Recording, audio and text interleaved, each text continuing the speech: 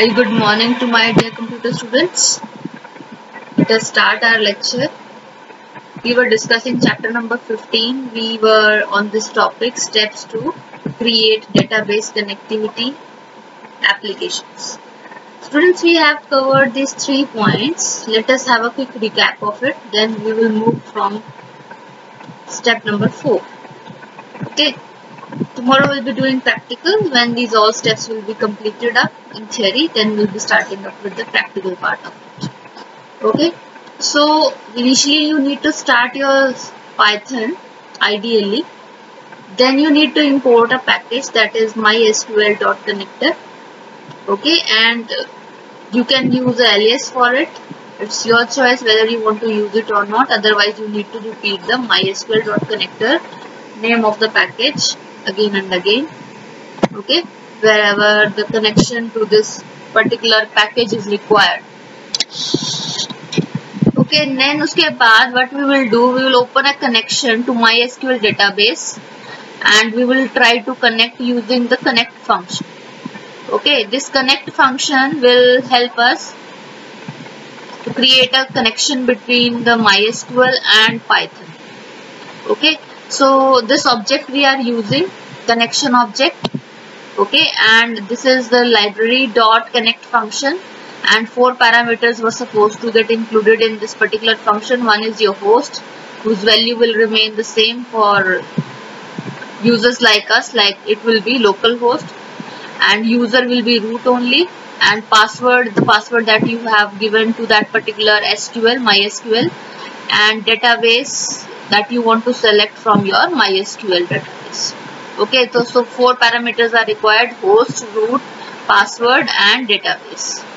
Okay, so the object will store the record of it when this connection will get established.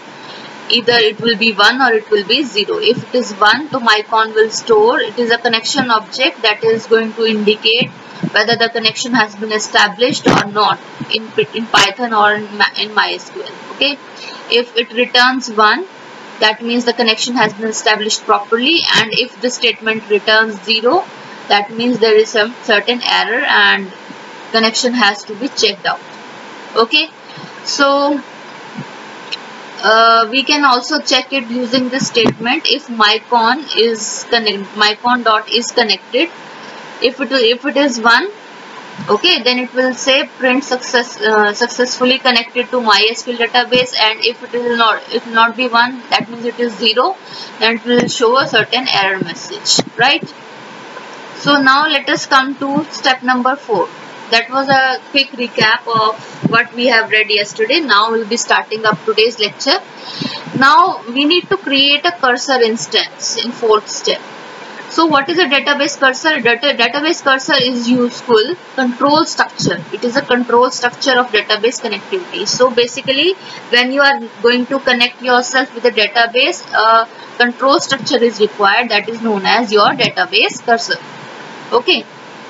So this database cursor, there is a problem if we are not creating any cursor and still we are trying to make a connection between the Python and MySQL. Then problem is that one burst of activity, means every result that is being obtained from your database will come in one go only.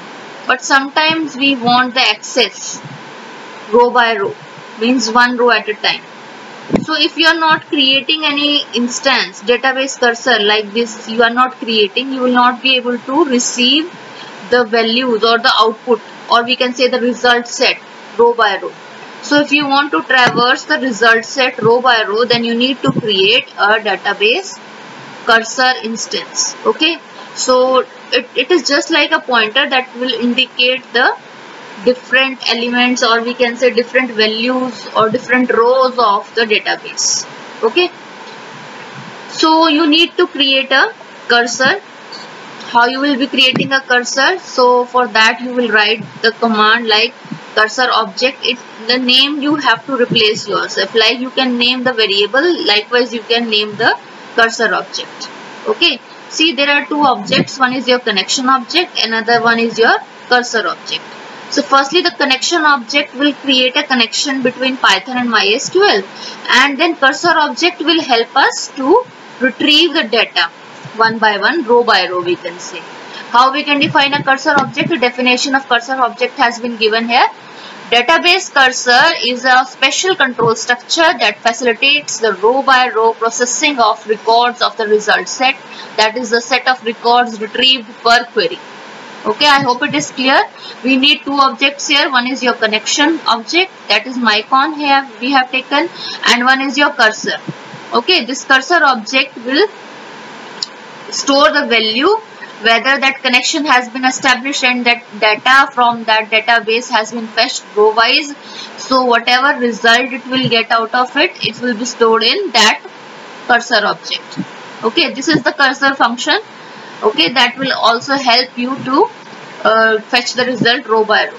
And if the function, okay, when the connection is there, then only that cursor will come into action. Okay, so always mind it, whenever you are using this cursor function, it should be connected with the connection object, that is mycon.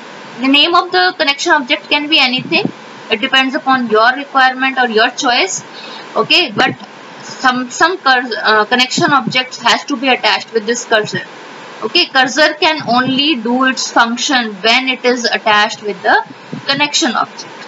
Okay, so this syntax you need to learn. Firstly, you need to write the cursor object and then the connection object dot cursor function. Okay, so once you have connected the database with Python and you have started accessing the elements of the result set row by row, okay, once it has been done, then you are ready to execute queries also. Okay, queries of SQL, like we have done queries to create your database, create table, insert into, select star from, like this. I'll show you tomorrow. Tomorrow we'll have a practical session because today we'll be completing all 7 steps, and then tomorrow I'll show you all these 7 steps one by one in your program, so that you may have a better idea about the connection, how to create it. Okay, so once your cursor object will become active to execute the queries, you can write the queries inside this round brackets. Okay, don't forget to add this double quotes also. Okay, it should be there.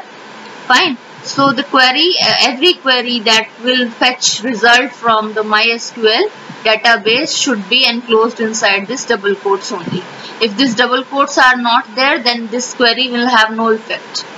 Okay, the above code will execute the given SQL query and store the retrieved records in the cursor object, namely cursor, which you may can then use in your program scripts as required. What is the result set? Result set refers to the logical set of records that are fetched from the database by executing an SQL query and made available to the application program. So result set एक logical set of records होता है that is fetched from your database when you are executing the query, SQL query, okay, through this execute function. Okay, so how you can extract data from your result set? See, we can use various functions to fetch the, or we can say to extract the data from the result set.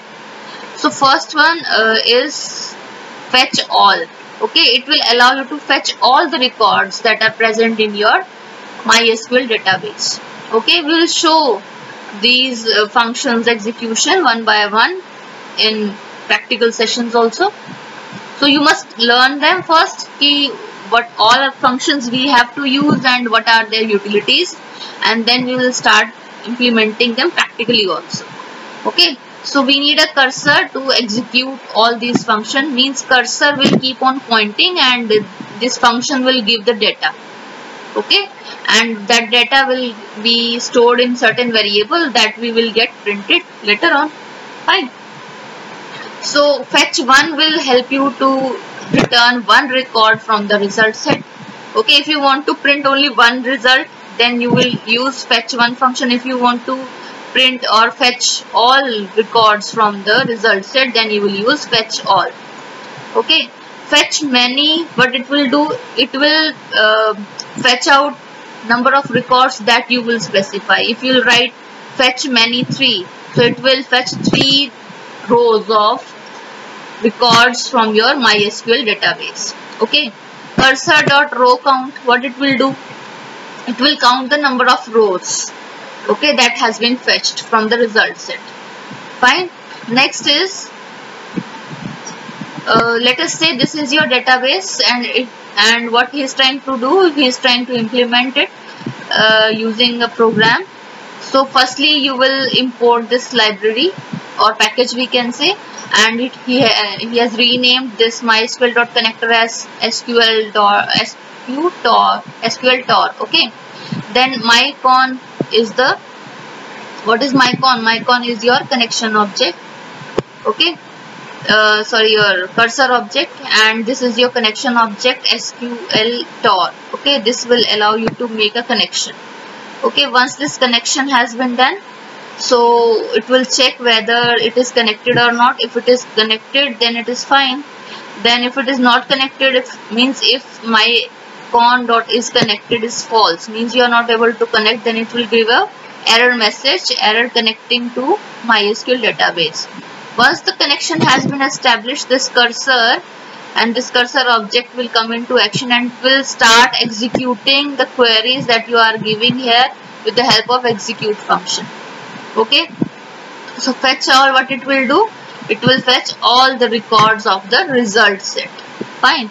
So row count, what it is doing? It will show the number of records that are returned by the SQL query in the result set. Fine.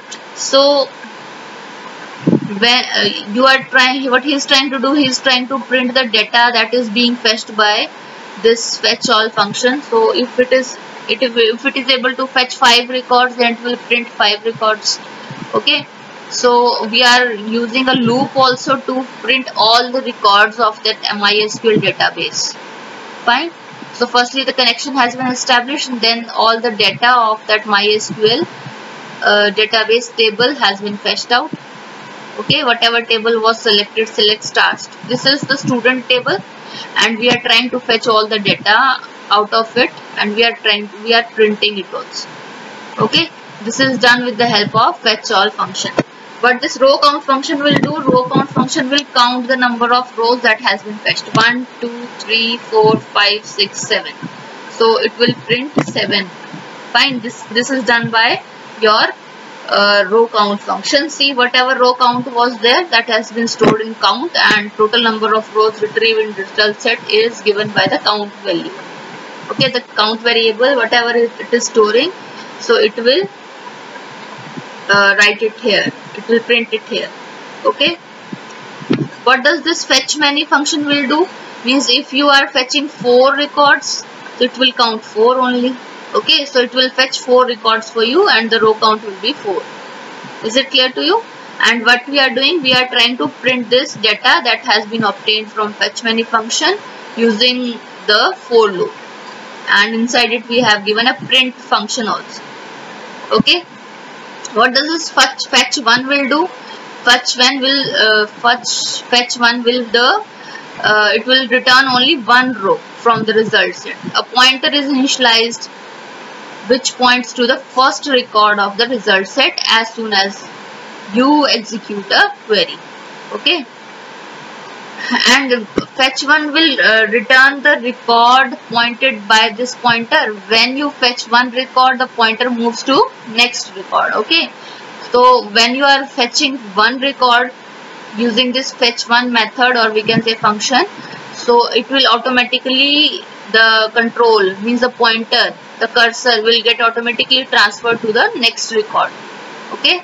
So next time if you are going to use fetch one, so it will automatically be pointing to the next record that is ready to get used. Okay. So you can see this in the example also. We are creating a cursor. Okay, and this cursor will fetch the first record or the one record from the result set that is available, and row count will be giving value result set. How many rows are being fetched with the help of fetch one? 1 only. Okay, so it will print 1, and then it will print the first data from the result set.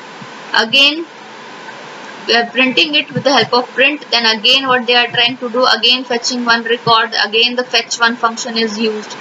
Now this time the row count will be 2, okay, because second row is being fetched.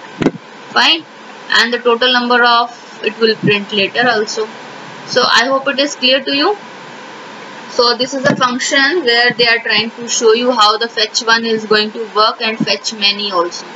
So firstly the connection has been established. Beta, these code will remain the same up to this at least.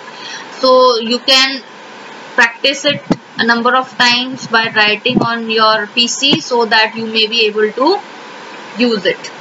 Okay. So what it is trying to do, import SQL connector as SQL TOR. Okay, then we have established a connection. If the connection is connected, if the connected connection is false, means we are not able to create a connection, then what will do, it will print an error message. Then after, if the connection is okay, then this mycon.cursor, what it will do, it will start pointing out to the result set. Okay, and you are trying to execute a query, and what is the query? Select star from the student. Okay, so the fetch one, what will it will do, it will try to fetch out the first record from the student table. Okay, and the row count will be 1. Okay, and we are trying to print it, the count will be 1 first time. Then again we are trying to print second record, and that time row count will be 2. Okay, and then we are trying to fetch 3 records together, then the row count will be 3, 4, 5. So result will be 5. Okay, I hope this program is clear to you. So the last step is clean up the environment. So after you have gone through all the processing, the final step is to close the connection. So how to close the connection? The object will be used along with this close function to close the connection. So mycon was the object here that was used to create a connection. So with that object only we will be closing it. So mycon.close will close the connection that we have created between Python and MySQL database. Thank you, beta. Revise this topic please properly, otherwise you will not be able to get the programs. Okay, thank you so much.